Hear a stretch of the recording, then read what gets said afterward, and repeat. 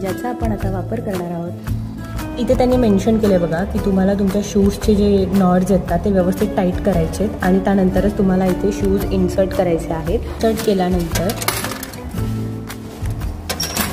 त्यानंतर तुम्हाला लीड बंद करायचे आणि हे बटन प्रेस.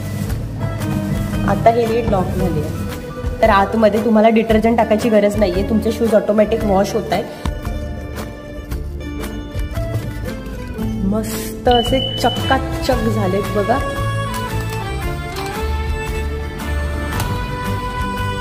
अशा पद्धतीने शूज टाकले.